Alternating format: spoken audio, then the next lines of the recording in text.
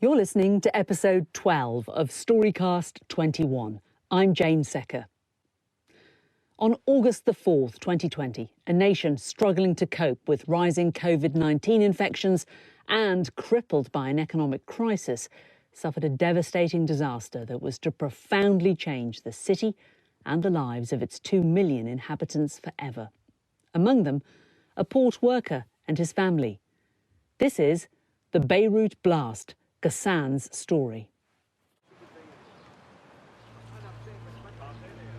My name is Zein Ja'Far. I'm a journalist. I'm the Middle East news editor for Sky News. I remember the day of August the 4th, 2020, pretty vividly. Our office and the flat that I lived in is based right in the center of Beirut. Lebanon is in the grips of a really very devastating economic and political crisis. Lebanon, like so many other countries around the world, was in the grips of a coronavirus pandemic. And with that comes a huge amount of political instability. And I remember just looking out at the balcony of our office and seeing the kind of smoke on the horizon.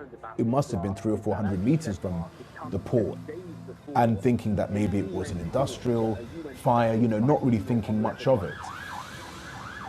But actually, in a hangar just a few dozen meters away, this fertilizer, this chemical, one of the most dangerous chemicals and most combustible chemicals imaginable, thousands of tons of it, was right next door. I am Zein Hasrouty. I am from the Mount of Lebanon. My father is Ghassan Hasrouty, the head of the operation unit at the grain silo at the port. He switched his shift from the 5th to the 4th because on the 6th of August we have a feast. My name is Ghassan Hasrouty. That weekend we were going to a monastery where we used to go. It was like a family ritual and we would never miss it. So he talked to mom around 5:30 p.m. asking her that he needs a pillow and a blanket since he will be working for 24 hours supervising. Ali and Tatiana's father was 60 years old. He'd been a port worker for nearly 40 years, and he was, I think, pretty senior manager working at the Beirut port. There was a huge amount of this fertilizer, this chemical, that was brought in. It was confiscated, it was kept in a hangar at the port, but it was never disposed of or treated properly and left in the port for years. Ammonium nitrate, it's highly flammable, it's highly combustible, and it's incredibly dangerous.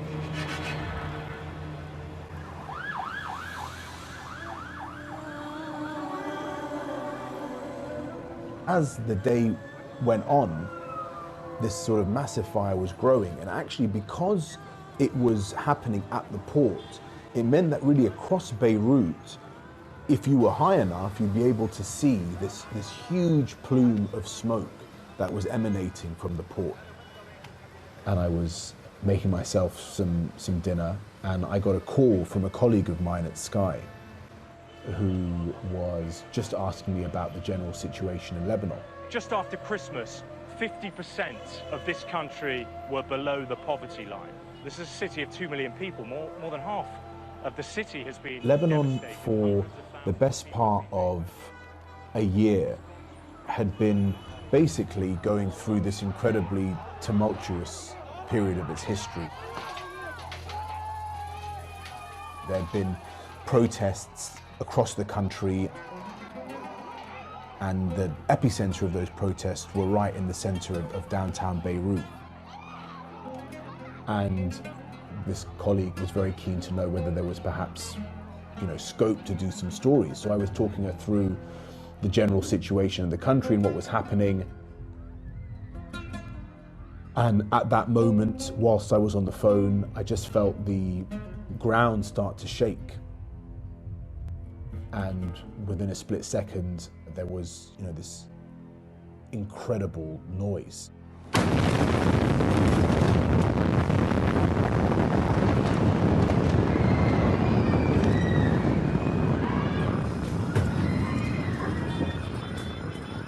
I remember sort of being on the floor and I could hear the correspondent who I'd been talking to still asking me questions on the phone.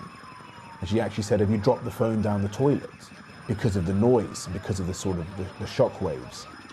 And I just, in a sort of split second, picked up the phone and said to her, I've got to call you back. There's been a massive explosion.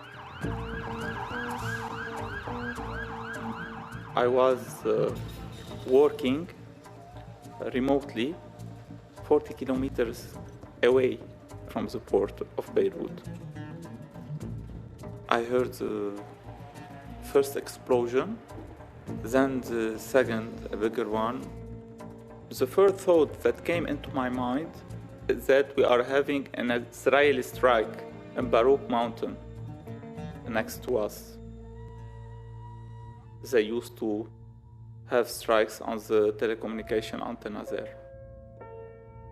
However, 5 minutes later, it was really clear that there have been some sort of explosion in the port of Beirut. We live in Sin el-Fil in the suburbs of Beirut.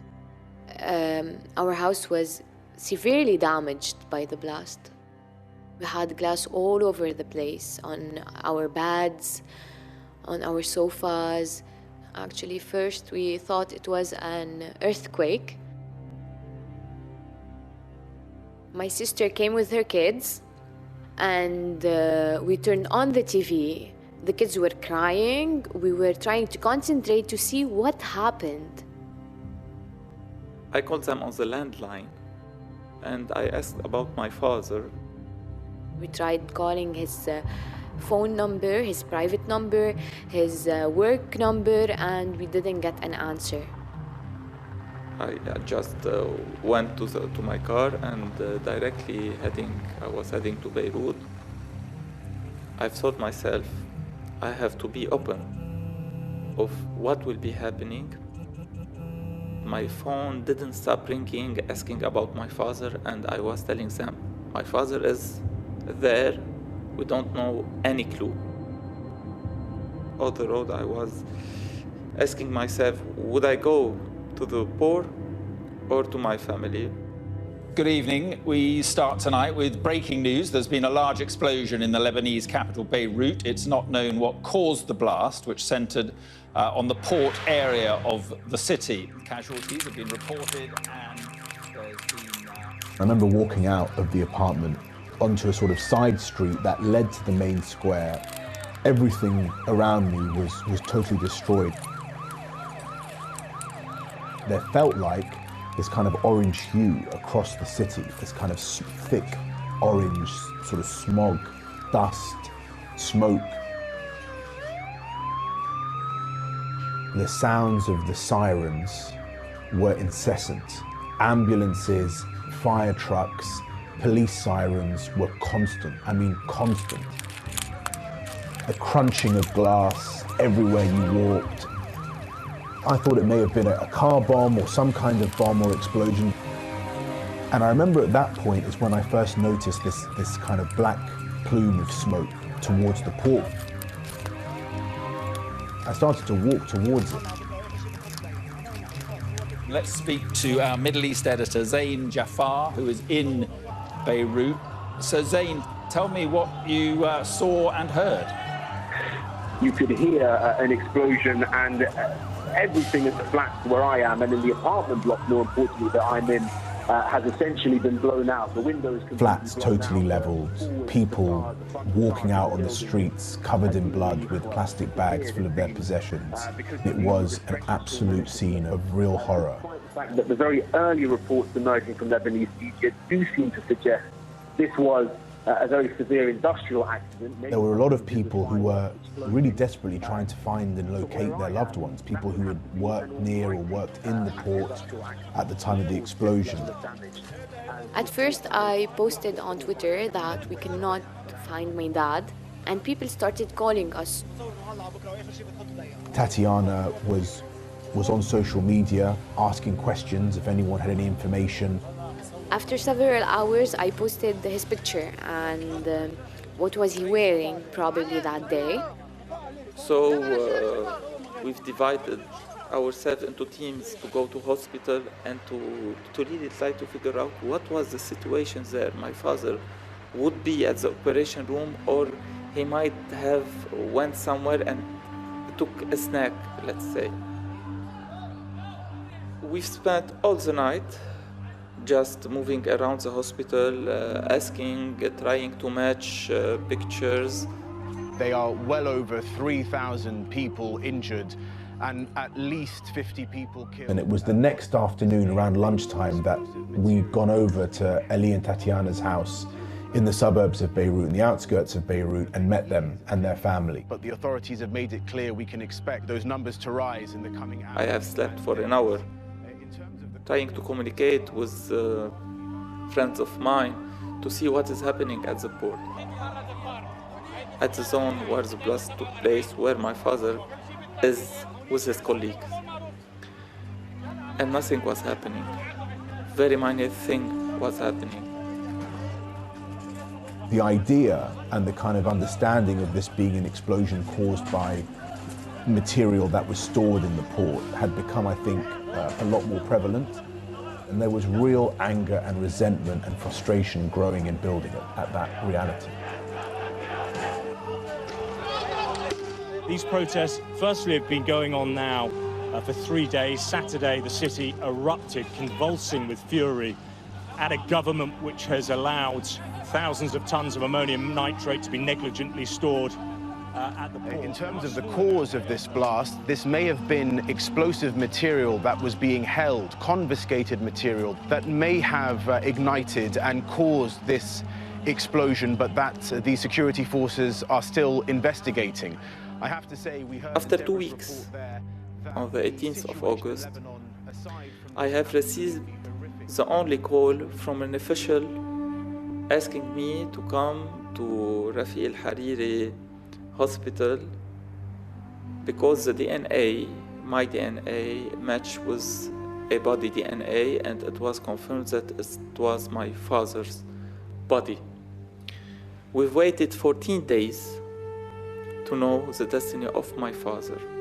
They didn't care to have such an explosive material located unprotected in this place. They weren't considering the human fact about governing a country. My father was our rock, so he would be there always, whenever, wherever. He wanted to spend as much time as he can with me. He wanted me to prove myself before getting married. He always believed in my capacities and in me being a strong, independent woman.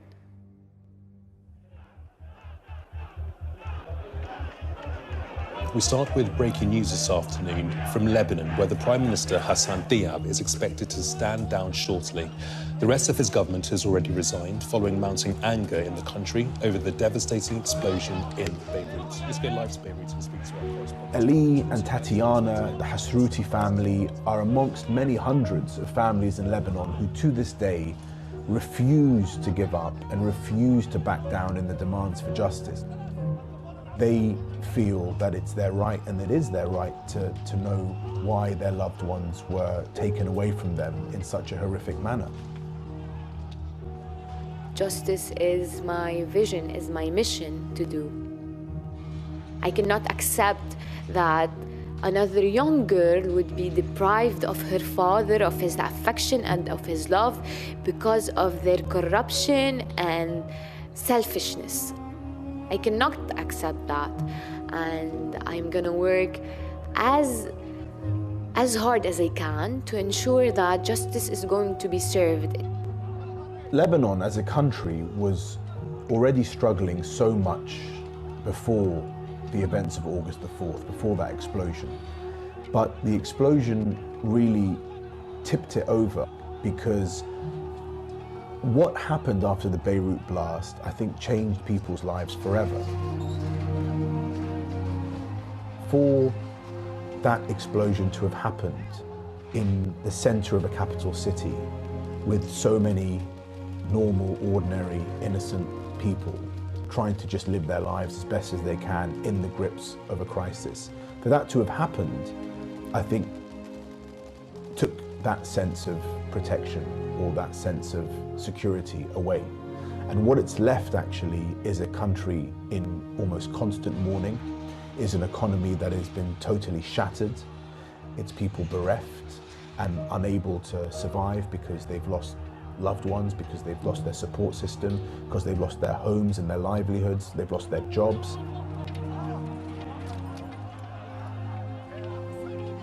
You consider the amount of destruction, you consider more than 200 people killed, thousands injured, billions of pounds worth of damage done, just how so many months afterwards there still hasn't been serious accountability and justice is just unfathomable. It was one of my greatest fears to lose my father because we are a very close family. And what I said in his funeral, that love don't die. And we've experienced love with him, and this love will be born in us in way bigger and better. It's a trend in history that everything will get better, and we're going to a world with more justice, less horror.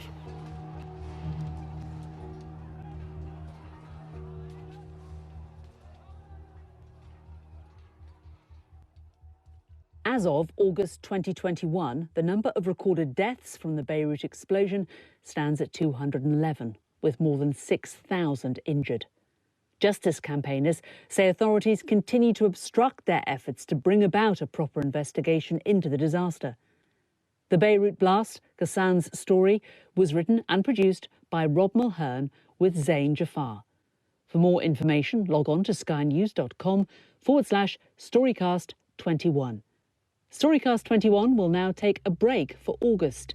The series resumes in September, starting with an extended episode to mark the 20th anniversary of the 9/11 attacks. I arrived in New York, suitcase under one arm, dog under the other arm. I couldn't believe that not only was I working there, but I was working in the World Trade Center. Head office was on the 84th floor of 2 World Trade Center, which was the South Tower.